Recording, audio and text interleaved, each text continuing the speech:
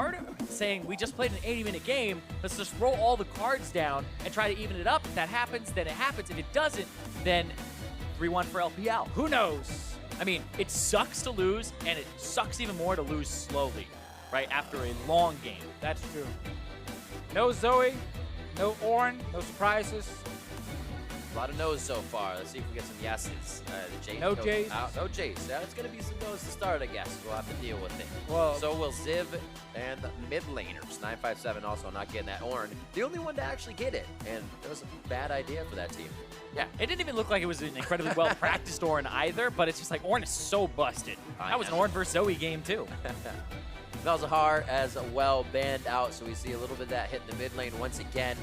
yeah, and last time we had the LPL on blue side, they banned Jhin here, and then Sejuani got banned by LMS, and we had that, you know, MF first pick situation, but they get rid of the MF. They don't want our first pick it. So we now have like Varus as a pick that's very contested. Jarvan, of course, is a very contested pick as well. So Sejuani. the thing that's kind of like jumped out to me throughout this series is we're seeing like, you know, these different matchups go back and forth, but the one that I feel like has been LMS favorite the whole time is Karsa, winning smite fights against Mlxg, Right. reading him in the first game. The second game, it was a lot of the same, and so I feel like if Karsa can get an aggressive jungler, might be able to do something there. This LeBlanc ban also really tells me Azir comes in early again, and they kind of take away one of the answers to it, especially from Xiye. Also maybe kind of seeing if LPL actually wants to first pick Azir, potentially, but they are sticking to their Sejuani, which is something we have not seen a lot of in this series. Yeah, but remember I was talking about Mlxg versus Karsa. You give him a more defensive jungler, something that can help engage, like hard engage, because we saw both Jarvan and the Sejuani banned in the last game, so it was kind of poking, not a lot of engage. And I get that Sejuani is considered a very good pick for Mlxg, but in terms of the actual value you're getting in this draft, it's not that high, because there's still so many good junglers available that Karsa can pick, especially like the Jarvan. There is the Azir available after you banned the LeBlanc yourself on the side of LMS, so obviously you get or you're trying to get a good matchup for FoFo, and you get the best AD carry for BeBe, so I really feel like this Sejuani just gave over a ton of power to LMS in the first rotation. Yeah, and they might be able to secure Jarvan afterwards. Yeah, right? Lee's in, and they're like, great, we're happy. It sounds really good, but now this is the thing. They're going to pick the Gnar early, so the LMS, do you want to pick Annie in this spot? Oh, Ziv's Annie was not great. Oh, but then you have your Jarvan banned away, so you might pick Jarvan here and then have Annie banned. Yeah, I think I would be okay with that, and then just end up maybe playing a tank top lane against the Gnar, and just be a bit stronger for team fights, because again, the Annie pick was not great from Ziv's side. So I really like the Jarvan here, and I think if they do that, they have 3 of the best picks in the current meta locked in. And you also haven't even seen Mlxg hitting that ban list. So if you are thinking, oh, we will need a tank in the end if we take X, that's usually there throughout this series so far. Bans, however, for phase 2, and starting with the side of LMS. Also, like, you have Jarvan against Varus now. Like, you can literally ruin Uzi's life in the mid to late game. That means you probably ban Tahm Kench unless you're going to pick it so that he can't save him. Could be a choice, yeah, definitely. Tahm Kench obviously is Tahm Kench is great against Sejuani on one side, so LMS maybe want to play it. But as you said, like, it can be used to save Uzi as well. I like the Kassadin ban here against Xiye because it pairs incredibly well with the Sejuani, with the passive level 6. So easy to gank for that lane. You ban Ryze as well. If you are LMS, that has been one of the other picks we see against, or not against Azir specifically, but just we see it in the meta quite a lot. Yeah. I'm unsure because I feel like the Tahm Kench ban, unless you're picking it, should come through because I feel like keeping Uzi safe is just so valuable. The one thing is though with Tahm Kench is he can't get out of the Jarvan ulti himself, so while he does spit the guy out over. Yeah, he can definitely try for that one, but then you can just kill the Tahm Kench. They are going to ban the Tahm Kench away. Make sure that Uzi doesn't have that protection. Because they're probably picking their top laner here to counter the Gnar. And Annie may be left up, and they might just go for that. I mean, they might go for the Annie. It seems pretty clear right now that LMS did not value it as such a high priority. It's still there, of course. I still think Mlxg is fine. And, well, LPL agrees to get rid of the Mlxg. Is the Mao taken out. They cut the tree down. I'm still looking for supports on either side. Saw a little bit of love from that Leona earlier, as I was going to say, and they may actually go ahead and lock that one back in, giving themselves some more surefire initiation. So Gives the time Kench ban even more value. yeah, now Thresh for Meiko is what I would think would come through. Thresh and Alistar are actually both fine here, but the Thresh gives you a lot of picking power, and it gives you an ability to keep Uzi safe later. Lantern could definitely be valuable. Braum and Alistar are 2 other big tanks. Taric is actually something that is valuable against hard engage as well, but we've not seen it that much during this tournament, just a few times. Yeah, I like the Thresh here because you can stop both the J4 and the Leona engage if you're on point, and it gives you a way to also engage yourself. So I feel all around it gives you a lot of versatility in that bottom lane. And there's the Rise we mentioned earlier, so... Oh, actually no, maybe they want to change it up. Syndra instead. I miss Syndra. I feel like you miss Syndra? I do. I mean, I always liked her and watch Syndra. Interesting. So Taliyah, actually, a lot of people stopped playing Taliyah after she got changes to her mana costs because rushing Merc Treads wasn't that great and you had to go Lost Chapter early. Oh, that's your Kennen, maybe. We're seeing here. And yes, please, please, because it's so good into Gnar. Lock it in. Thinking about it. Annie's also in his mind. He's like, should I go Annie instead? It's past 5. They're doing it. They're doing it. Past 5 seconds.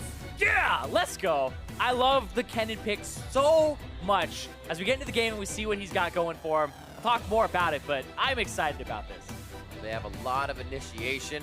Kennen can definitely get on target if he wants to, whether that's hit from Karsa or SwordArt.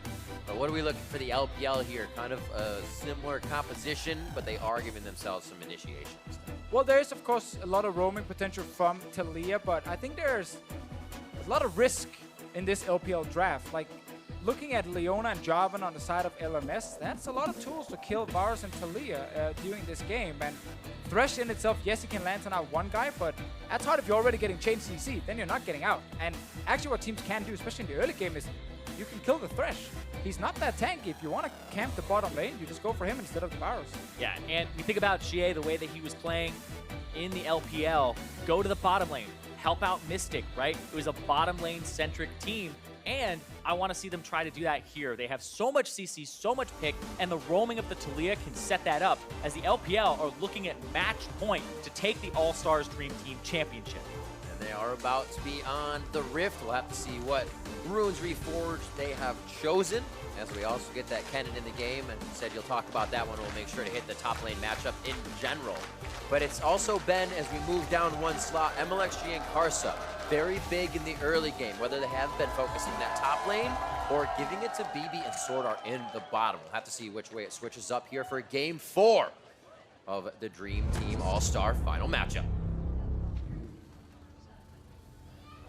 And it looks like he has it. Ziv with the unsealed spellbook. So the reason I love this so much, you don't always take it to swap the summoner spells. Usually like a mid lane Malzahar, you'll swap it like once. This with the Kennen, the reduction of the cooldown of both your flash and your TP later, that's what Kennen wants to do. Flash ulti as AP Kennen. This also gives you ignite for lane pressure. And then the other thing on top of it that really helps it work is, remember when you have these new trees like sorcery, when you take it, it gives you adaptive AD and AP. So adaptive is whichever of the stat you have more of, it will give you more of. And Kennen will start with Doran's Blade. That gives you adaptive AD, so you have about 75 attack damage for the first few levels. Then after you've done like all of your harassing and trying to all in with Ignite and auto attack them down, you back, you buy AP, and then it swaps all of that AD from the sorcery tree into AP, so you get this burst of AP when you have your Hextech Gunblade, or I guess your Revolver. So you end up with swapping it over. So Kennen gets a lot of benefit from Unsealed Spellbook with a sorcery tree.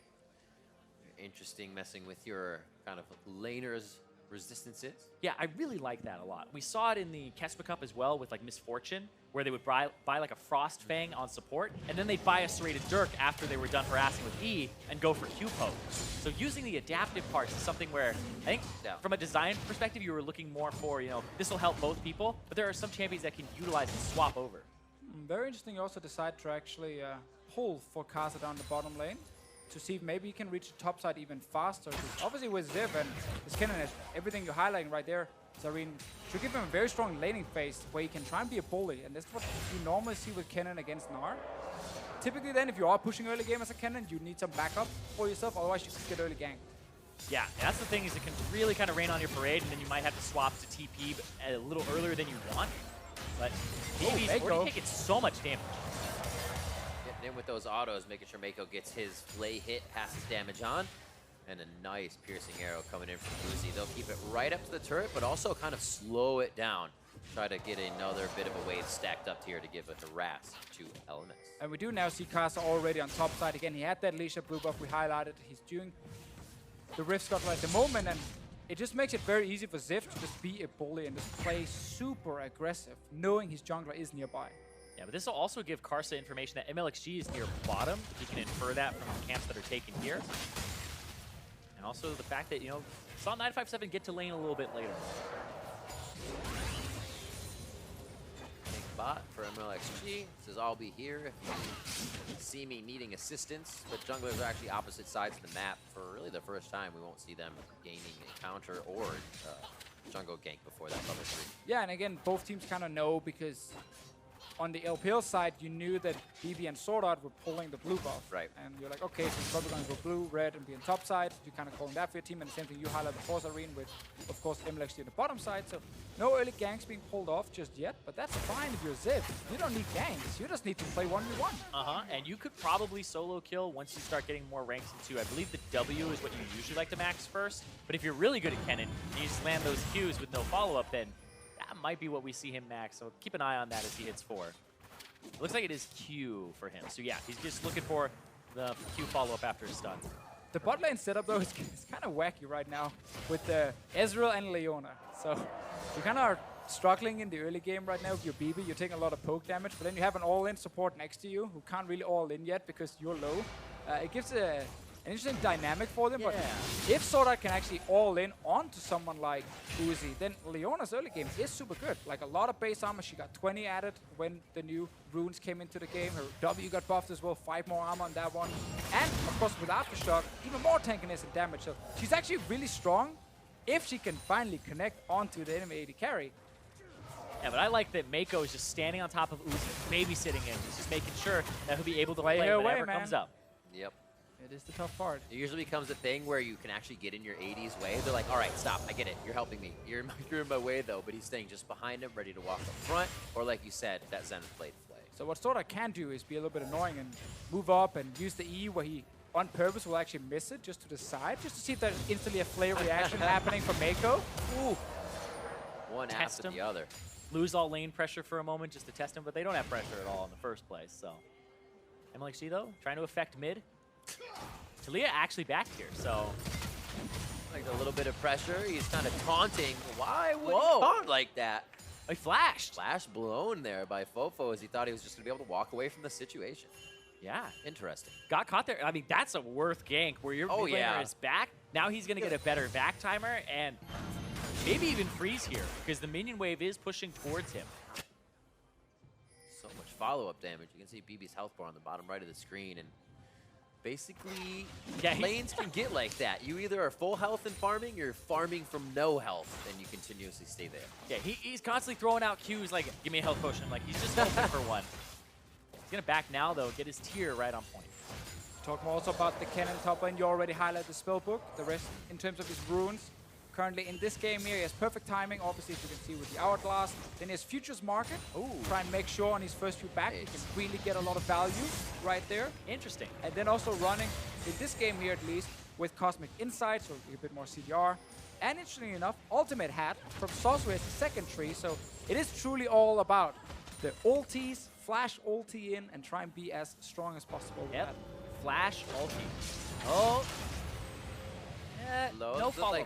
BeBe's like, no, my minions are in the turret. I don't really want to fight right now. Let's not do anything. Still Ignite and flashes up for the bot lane. It's an exhaust on the side of Meiko. So you guys, your point's being proven even more that SwordArt has wanted to just go in this lane, probably, but BeBe rather, take too much damage from the poke. And lucky for him in this matchup, it's tier to tier is how it usually will start with the Varus. But the Varus does have a little more in terms of offense with the long swords that Uzi has picked up. It's not like the guy's rushing straight at Dirk, first item like the Misfortune. So little easier for the Ezreal. But it is a little bit unfair that Varus can shoot his E past the minions and actually hit you, and your Mystic Shot will always just hit the first minion instead. You also get slowed down, so you can't dodge the comet that flies, and there's just more poke.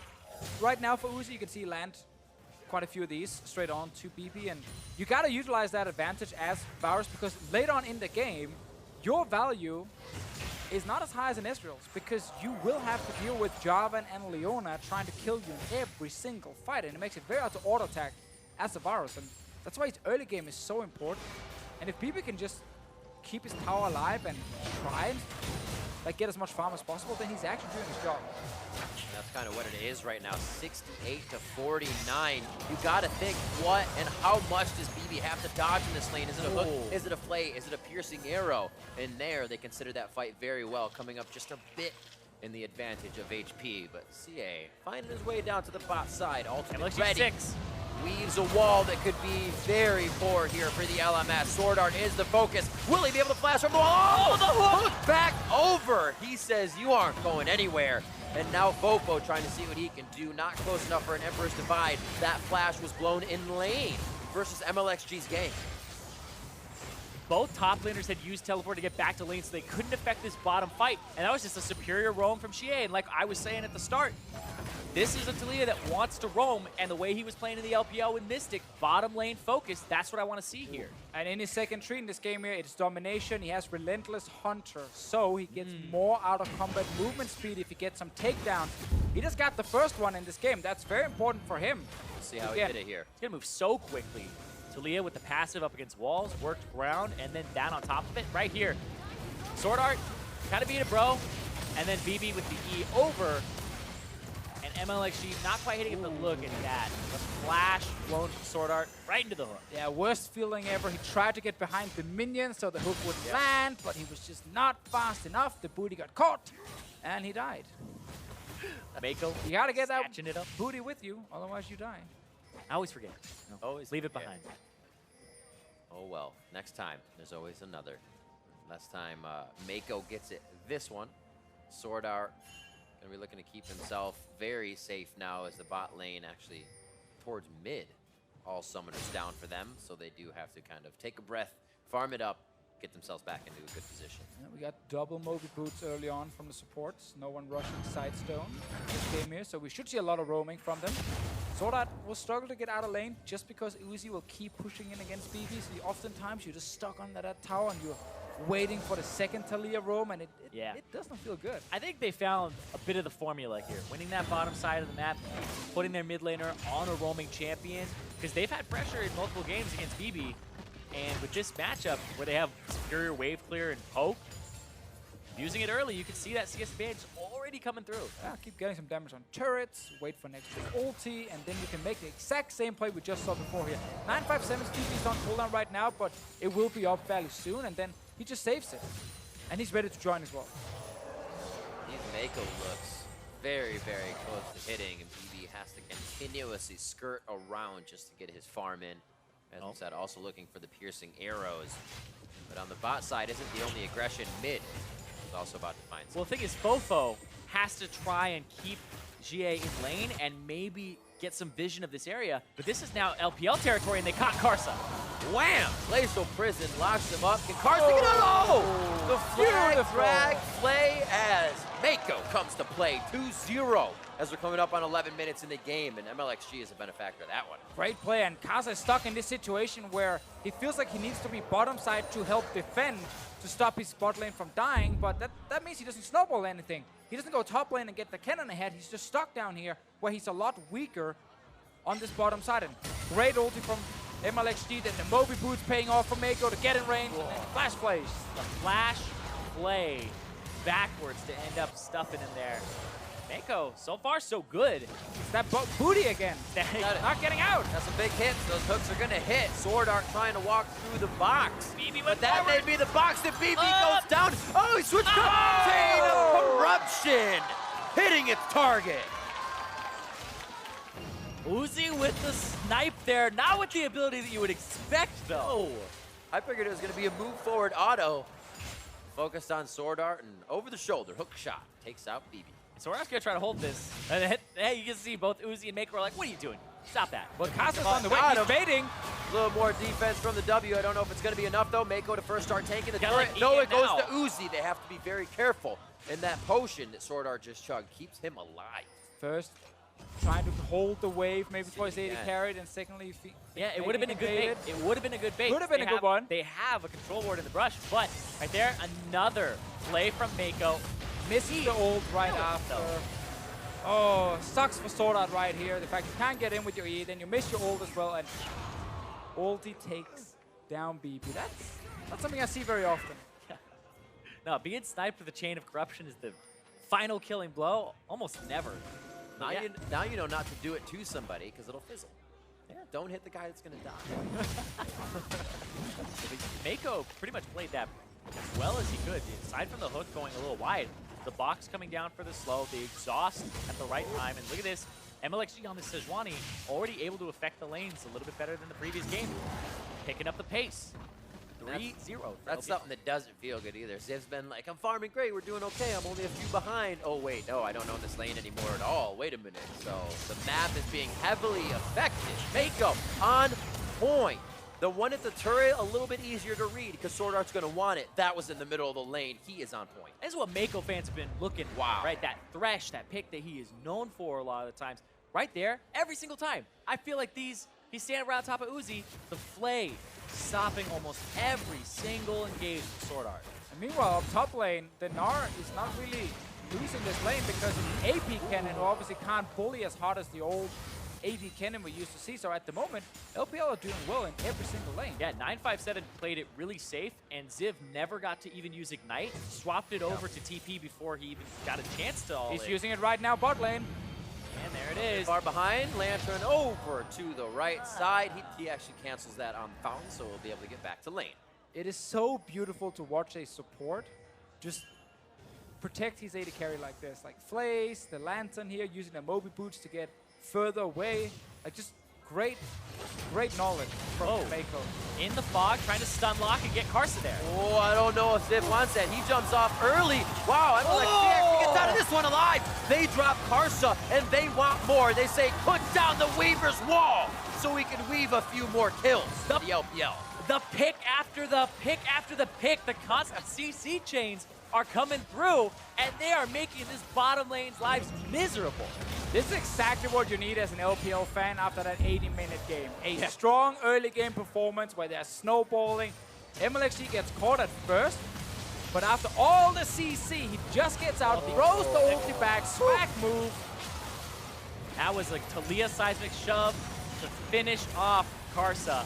And then as the Leona's flashed away, Chain of Corruption #2 for the game comes out. LPL on fire out of the gates here.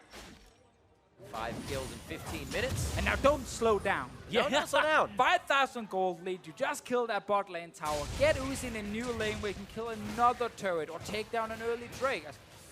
Just do something to keep pushing the pace. Wild card, no breaks. And you actually see they're going mid. Meiko, he might be able to pull himself back. Meiko's still pretty tanky, but not enough under the turret. Uzi's in a bad spot. This is a chase from SwordArt, but the team calls him off as they don't want to fully go for the fight. I'm not even mad. Oh, they didn't fully call him off. They get the the solar player down. Very nicely done. And Xiye moves a little too far forward. Now you can be even happier. They did something. It wasn't great, but they did something. Yeah, they tried to rotate mid, and it looked like the LMS thought that it would be a rotation to top. BeBe was on his way there. With SwordArt, of course, as a support, you don't run straight to the lane. You go to the river, and you saw the Leona up top. It's like, okay, I'm not going to come down now. And immediately responding to seeing Meiko in mid lane. And they just collapsed. That was a great shove back from FoFo. And Meiko with no flash, because he's been making plays left and right. It's all about that confidence from the early plays you made. You gotta keep going, man. Yeah, he was gonna Lantern Uzi into that one, and he got knocked into the tower, and his mid laner will die as well right after. So 2 kills now for the LMS to get a bit of goal back in this game here, but whoa! Zip. That's when you can't stop your finger. It's already in the motion. Pressing ultimate. They should be able to get the final kill here. And no, skirts away from the blast cone. Not going to find the hook. Q doesn't go over the wall with the Arctic Assault. Just kind of gets himself stuck in the pine trees. They head out of the forest. Jungle's now Karsa's. They got to get some vision down there before they lose any more ground. In top lane, they've already lane swapped this here. And this is better, I think, for the LMS because now they have 2 people on the turret that's a little easier to take than the mid one. Against this Azir, the wave clear in mid might be enough to hold up, but LMS looks like they're just rotating. Yeah, it's a big place right now from the LMS. Ziv staying alive, getting those 2 kills. FoFo still just free farming in the mid lane. We gotta see here with Xiye on this Taliyah. Low mana at the moment, so can't really make any plays, but Meiko and Uzi looking for more picks. Yes, flashes are down. Just rotate around. Look for SwordArt. Hit him with a chain of corruption or a hook. So much stronger at this point. Just like the health of Mlxg allows them to take erroneous fights and still continue them. Gotta make sure you don't lose Meiko first. The 2 kills going over to LMS were a bit of a greedy play coming in from the LPL. Confidence play. Confidence. That's a good way to put it. And now we're at 18 minutes here, just under 20. So Rift Herald still tempting both teams, but seems like it will just despawn itself with the action we have here. Maybe not. Oh, they're gonna fight up here. Mlxg found Karsa. But how far will it go? A few handshakes back and forth. They learned this in elementary school, but now they add Meiko. A few new challengers come into the fight, and Uzi and Meiko to get the assist there. And now another person comes up slowly. Xiye starts to move. This Sejuani Thresh combo is working really well at the moment for the LPL team. So much CC being applied. You can even pull people back a little bit. I think this is the most engaged we've kind of seen today. Game 1 was pretty close in terms of how much we had, but now it's like these fights, you can't really avoid each other. People are going to be flashing each other's face, and then as soon as you flash away, the next one, right? This is going to continue. Keep fighting. Oh, this turret goes down as well. A big surge in gold there. Maybe finishing some core items here for the LPL as they continue their dominance of the early to mid-game here. A few more hits from 957 on the bottom until he feels uncomfortable in his position. Xiye back to mid. Good rotations from him, picking up blue, back to mid. The 220 to 204 in that mid lane. Both mid laners still could have a very big impact on this game. Haven't seen too much from FoFo to start. Yeah, FoFo, so looks like he has the 2 penetration items, and it looks like both him and Ziv do. So they're trying to pop those squishy members who don't have any MR, right? We don't have the Merc Treads on Xiye. We don't have Uzi with any MR either. So having that extra, because it was changed on Sword Shoes to 18, so it's 33 magic penetration, really helps blow people up. Take it! That's rude. That's rude. Time to Drake here. LMS actually moving down. They might want to fight. Xiye's showing top lane. Yeah, I think they definitely want to fight. They go in a bit of a pinch here. He is going to go down immediately, but they used the ultimates on a very low health member, and we see Mlxg get out of the fight. That ultimate is down as the rest of LMS sorts themselves out on top of this fight. They are going to have positional advantage, but they have to be careful with low HP. Oh, here comes Taliyah. Yeah, they're waiting for that wall. Weaving through, didn't decide to take the ride. And she's going to go ahead and passively move around the top side as they push LMS off. Nice job controlling on that Drake. They're doing Cloud Drake still. Mlxg and 957. There they go. Pretty hectic, but good save. Mid turret push now as LPL kind of routes LMS into that mid lane. It looks like 957 going to get some good damage on the right side, trying to take turret aggro. Uzi's hit at the same time.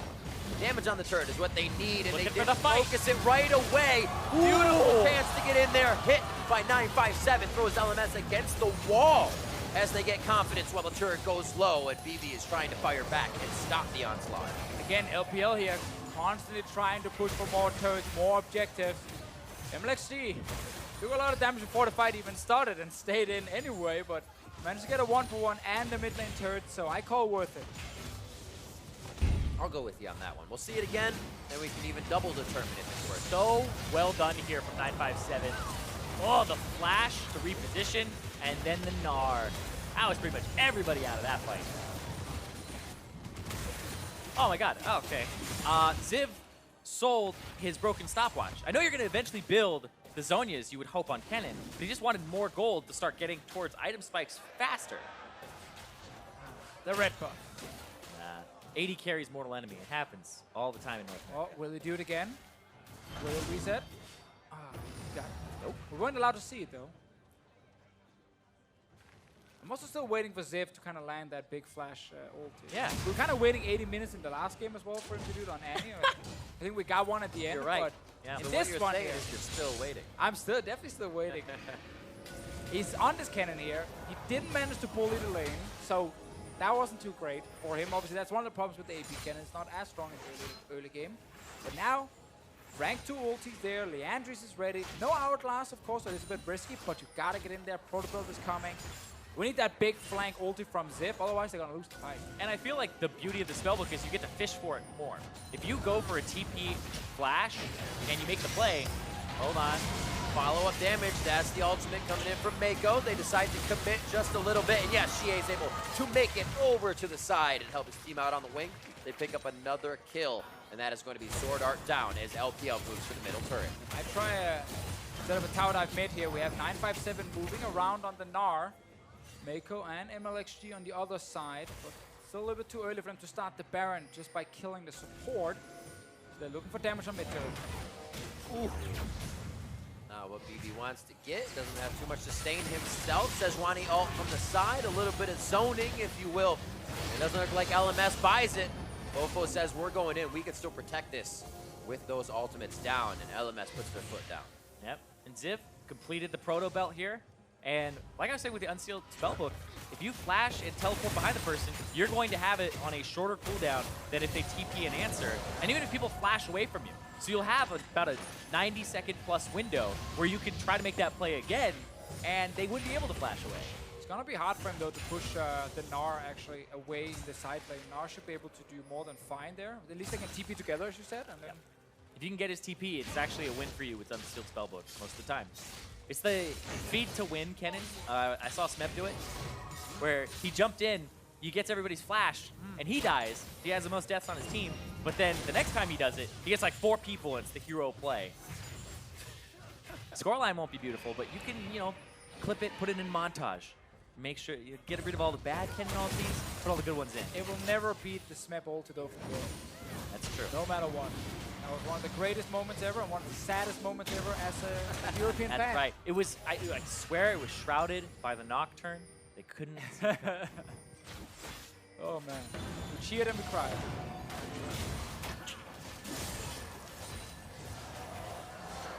Ziv and 957 as he turns on Mega Gnar. Back down to just a tiny, cute little fuzzy Gnar. Heads to the jungle, make sure he has a little bit of security in that vision system he's putting down. As well as why not try to deny a blue. Might be Ziv's Q. Fight for this one. Little cheeky things happening right now. And that was a good cheeky one for Ziv. Well, now that everyone is taking the game so serious, like, we need to see the LPL actually be much cleaner around Baron. Like, I wasn't really going to talk about Baron vision and setup doing also anything, but Game 2 was a huge issue for them where they got super far ahead of 20 minutes and then they spent basically another 20 minutes on actually closing it out. That's something in this game here they should be able to do much, much cleaner. Yeah, especially since it's 4 turrets to 0 right now. They should have all the waves be able to be pushed They have out. it all. They have the winning split push on the side as You've well. seen this before. They have all the options to get full control of enemy topside jungle and kill all the wards, have multiple control wards down to just choke out LMS and then start the Baron and force a fight or just secure the Baron. The Yomus to get to the Scuttle Crab faster. I mean, I haven't seen it before. Get to the honey fruit. His honey fruit. There you go. True. It's good fruit. What is the push now? LMS, we talked about it a little bit before here. They are approaching these fights a little more confidently, but not taking them as much. They want to win these games. How much that would mean is huge. As BeBe charges up the flash, he gets out of the glacial prison just in time. Ziv's gonna go down to the bot side though as 957 drops him basically solo. But the finishing touches from Xiye. And it was all a distraction around the Baron right there. It's a ruse. Mlxg went in with their crazy engage because everything was happening bot lane when they secured the kill, but it does mean they can't actually use the kill at the moment. They will. Starman probably would have gotten it anyway, but they will get it now without anyone trying to fight them, and then they can go back after to take down that Baron. Yeah, at least it's something they start pushing the game forward a little bit more with that kill. We'll see I like here. the kill a lot. Ziv, I think he initiated this, right? Yeah, he did. He goes for the stun, but then 957 is transforming, and then Ziv, you see, that's the Oak Crab. Proto Bell, where you're just like, I made a mistake, and he has to try and get out. That was blue buff transfer as well. He still had that from earlier, so Xiye picks himself up with blue buff for the mid lane. He's roaming himself around. Actually, he's heading towards top, so it looks like they will start to initiate that split push about 40 minutes sooner. The LPL team forgot to get some control wards on the way out, so now they can't kill all these red wards from the LMS, at least not easily, and that means LMS will have enough vision around Baron to see if anything is happening. So, we go back to the bottom lane when 957 is trying to be the big hero. Split push is working for like one of the first times in the series. Has he been the best performing player doing All-Star? At least in the 5v5. He's up there at least. Yeah, he is up there for sure. Bringing out like the Annie for the first time, Which was really good. That is true. Versatility. His Gnar's been spot on. Yeah. Role play. Yeah, FoFo's up there, Karsa, Levi. Right. Of course. But I mean, we're seeing a lot of people in this game so far do quite well. I think even Uzi having a really good start for himself. Now he's got a whole bunch of items. And I mean, winning this, the championship for Uzi. He's got 2. Hold on. Ooh. Oh. You know, I almost said Mlxg too, and I cursed him about thinking about it. Because his play against LCK was fantastic, but here he gets cut out by LMS. Oh, this is like his 4th time?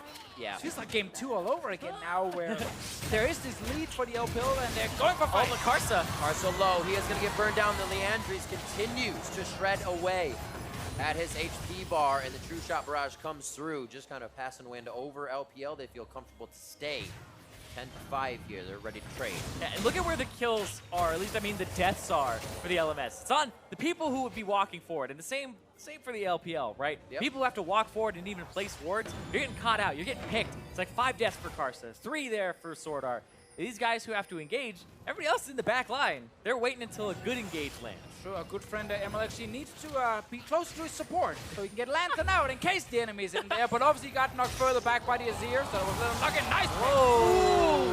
How did BeBe live through that? Seismic shove and the kitchen sink thrown at him. Gets himself out with everything he has. Heals, summoner spells, and flash arcane shift. Baron now down to 6700 HP. Slowly moving in is Karsa, and he's gonna have to get to the bottom side. Karsa can get in there. 1900, 12, 6. Karsa steals the Baron and goes down. About how many members of LMS can make it out? I mean, Karsa's done it before. No surprise, and again.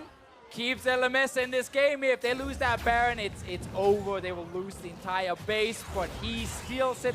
The wall didn't actually manage to block Karsa from getting close enough to the Baron pit that he could still EQ over. That would have been detrimental. 957 still had a minion wave on the bot side turret. Instant Baron for him would have been perfectly good. That stopped so much. And if we get a replay, we have to see where Meiko was positioned, because it's also his job to flay the Jarvan when he's trying to jump in. So he's standing at the front. That's the first pick. That's great. They almost kill BeBe. He stays alive. Starting the Baron here is also perfectly fine, because they have the Taliyah wall. They have multiple members in the Baron pit. There's no AD carry. But let's see here. Meiko is 50% HP, and the wall here does not block Karsa from getting to the Baron pit, and Meiko he's not even close. He's not even looking at him. Not even looking at him. He tries to hook him in the air, but just stand there and play. Just stand there and play the guy when he's about to jump over. Even if hooked over that wall, he would have just been smiting on the way through his flag and drag. So interesting choice to play. And Karsa comes up very big for the team. We'll see how they react to this. They still look to be defending a bit. As the minions start to push up, though, they'll get a little more advantage on the map. And I thought this was the game where Mlxg was going to start getting, his revenge for over Karsa for this whole series, where Karsa's been on top. Karsa got picked early in the jungle by the Sejuani ultimate. Karsa's been feeding a little bit, 1-6, and then that happens. And it just seems like Karsa's won almost every smite fight in the series, at least the 3 that I can remember. The most important thing for them. Yeah. Smiting. I mean, that's how you determine if they're good enough. Exactly. Karsa lost the last game, went in, got the smite on the Baron, and he was still all smiles. Like, I did my job. It's always the tricky thing as a jungler with the smites people are trying to steal there, because so much of it is also luck. When it's like... When it is a 50-50, technically, it should never be, because you can also coordinate with your team when you are actually, just like nuking down the Baron, and then you can time the smite. But randomly this guy slides in, he gets it, and skill, luck, both things matter. A little bit of both. Big Xiye in that mid lane. We see him top side, rather. 6-1 and 2. 350 CS to 313. FoFo is probably going to go up soon as they are forced to clear these waves getting pushed in right now with their Baron, which sounds odd. And only 45 seconds of that left. But really, that was a kind of a pause button for LPL that LMS was able to create by stealing that with Karsa. Yeah, and it allows them to hit some item spikes. This Azir now has the Void Staff. The Kennen also has the Void Staff. There's so much penetration on this team that you're seeing Uzi saying, all right, gotta get the Moth. And in the mid lane, this guy is incredibly squishy now. Xiye, though, does have the Rylai's for a little bit more HP. But yeah, if you can get on top of him with these two mages that have a lot of penetration, might be able to obliterate a whole team. Still waiting for that Kennen flash. Yeah, I'm waiting for the ulti. I've seen like one. Is ultimate hat even close to stacked? All right, Ziv, rank 3 now. 3 AP items completed. TP. He's sitting in base right now. Is there any wards behind he can TP on? There is one down there near the Drake. Just pinged it. That's where you got. That's where you got to hustle. Right. Yeah. There we go. All right, from the backside, is the fight too early? Flayed out. Uzi's dead immediately. Karsa with his eyes on Here the he prize. comes. Meiko going down. Ziv is in the fight, and he says, hey, Xiye. He goes down. And there it is, Zirene. Smile across your face and the LPLs. It was just a Kennen TP and flash. It's not like sorry, until LMS. FoFo helped him there. The LMS. But yes, the LMS comes out on top. He did it! He finally did it. Went in, Got a kill. and he got a broken stopwatch again now. There we go. All right, yeah. But LMS, that's going to give them a turret after the fact that Karsa stole that Baron. Now they'll get some structures back. Yeah, it's been some big plays right here from the LMS to get back in this game. They're trying to even out the goal This score might as be well. two. I mean, they're going to get another turret in the bottom lane, that's for sure. Cloud Drake Baron. on the retreat. Baron still pays off in the end. Very, I mean, it still yeah, gives gold. enough time to stave off and, like you said, get those core items. 176. I believe the Baron power play actually counts the gold you get for killing the Baron as well. Ooh, we're going to get another fight here. Mlxg, he wants to go for it. 957 is on the way with Mininar, though. All right. They'd have to stall for quite a while before you actually have. Yeah, Bash Brothers initiation here. They're going to lose about half of their HP, which is interesting because it still looks like they can initiate the fight, but choose not to. LMS very prepared in these skirmishes. This is the push away so you can get the Cloud Drake and occupy that space. Right. Kind of that vacuum of power. But yeah, Uzi hit right on the head with the ultimate there, and Meiko still even gets the flay, and Uzi flashes, but then just, if you want that Varus dead with this composition, hey, he's going to die. I love how Ziv comes in and it looks great with the flash roll. I'm not even sure he needed the flash right there. He was kind of like, oh, this one guy. But anyway, he just wanted to do it. He wanted to show he could do it, and he did. Uzi, though, for the next few fights, there should be a QSS coming in soon to avoid that kind of Leona ult from happening. He literally has it now after that. There we go. Uzi picks it up, realizing he needs it to stay alive. Should be better for the next fight. And now there's no flash engage from Ziv just yet. A few more minutes. We'll see here. It's actually 86 seconds on it. It's a 210-second cooldown flash and teleport total. He also has Cosmic Insight in there, so it's a 3-minute and 30-second summoner spell as opposed to 5. So that gives him a 90-second window to work with when he has the advantage. They want to gank 957.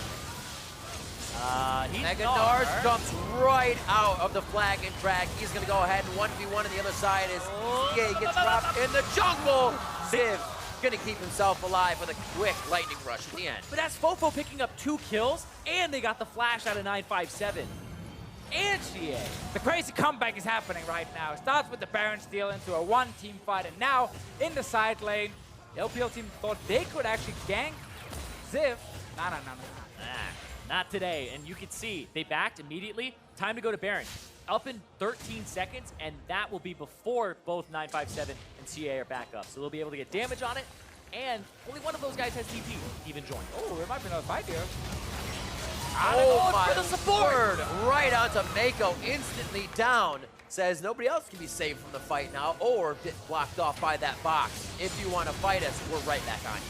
They're going to get this Baron as well here unless Uzi and Mlxg can stop it, but Mlxg wants to try and get a steal. Nope. That's how you deny a jungler from getting into the Baron pit.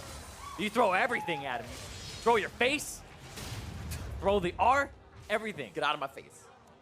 Yeah, FoFo just he put himself in front of him just in case, because the Sejuani Q will stop on the first champion hit. Yep. So, make sure that nothing happens there. Oh. Yeah. No, it's FoFo in the bush. They did not suspect that he would be there, and he had a control ward. That was really, because it looked like they were ready to take a 2-on-2, not the 3-on-2. Plus 3 soldiers. Just a really good bait right there. Like hiding in the brush, you don't expect it. I think it's just an easy kill on the Kennen in the side lane. Ends up costing them the Baron.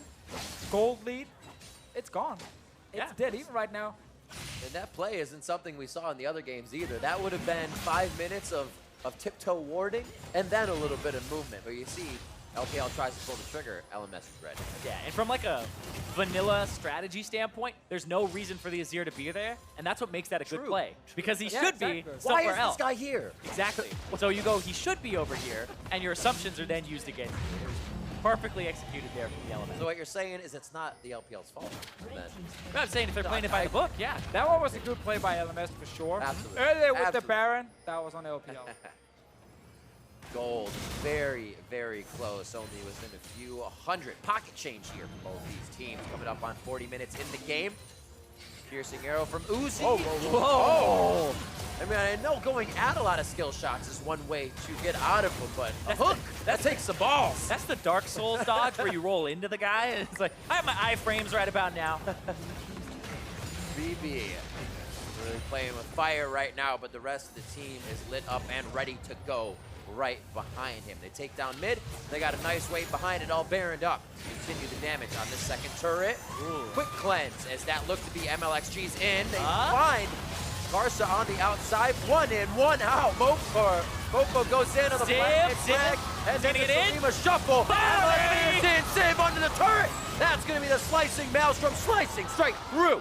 The entire team of the LPL kills are for BeBe as he soaks up the triple. We got the big engage right there with the Kennen. Even Quadra! They're just gonna finish the game now. Yeah, push up. Is going to put a timer on the LPL, and it looks about 48 seconds. BeBe has the only pentakill so far of the tournament. They're gonna try to go for 2? Possibly. It has quite an extension on it if BeBe can still get some shots over to Xiye to keep that alive. They're going to say Nexus. Xiye says walk this way. They say we're not paying attention. There's a few more shots. The kill goes over to FoFo. And ladies and gentlemen, we're going to a game 5 for these dream teams. What a turnaround.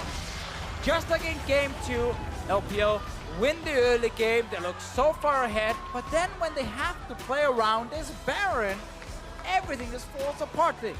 The game 2 one was close. This game, Karsa steals the Baron. And then they win a fight in the bot lane. They surprise 957 and Xiye. And suddenly, the goal lead is gone. They were containing Karsa for like the whole early part of the game. He's sitting at like a 1-5 scoreline, steals the Baron, and that's really the play that gets them back in to allow themselves a foothold back in the game.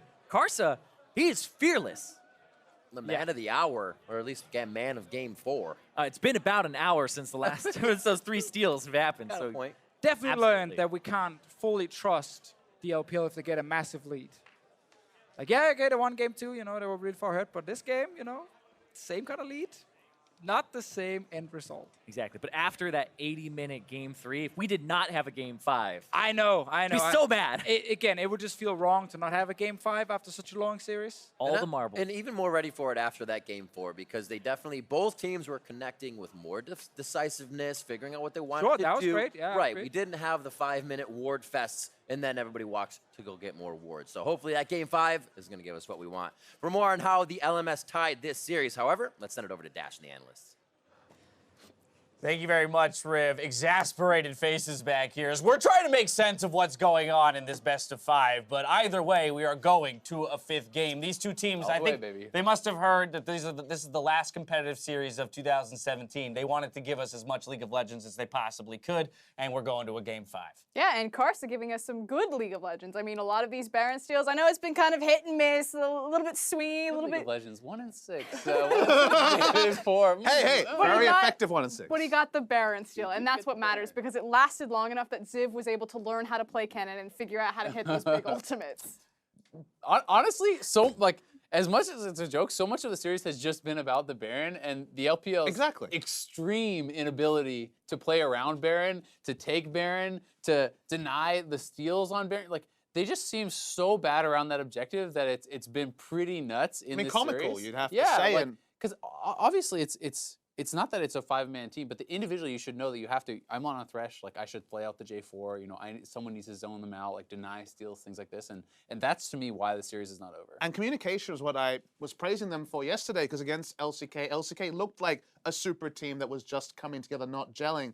And the communication from the LPL, their ability to play to win conditions, was significantly better. When it comes to Baron setups, LMS have been light years ahead. They've been way, way better at setting up for Barons. We showed a replay already in the last game of them taking a very decisive Baron here. When they finally went to a Baron about the 30 minutes in, 35 minutes in, they were able to gatekeep the enemy jungler from getting in the pit and rush it down when it was the right time. These are the sort of things that are allowing them to get back in after the LPL had another great early game, but just really kind of once again kind of just didn't know how to close from there. And it feels really cheap to say this, but I actually do think it comes to endurance and not being exhausted and keeping your focus. These are very long games, and as you know, kind of exhausted as we are trying to figure everything out back here, you can see it on the players' faces. It's like 4 hours 40 into the series right now. Yeah. Exactly. And after every Uzi game, was doing 1v1s before that. That's true. Uzi had his head down, you know, he was scratching the back of his head trying to figure out what happened, and I can only imagine how they're feeling. Oh, pressure is mounting, and now it is do or die match point for both of these squads. But you talk about the early game crafted by the LPL.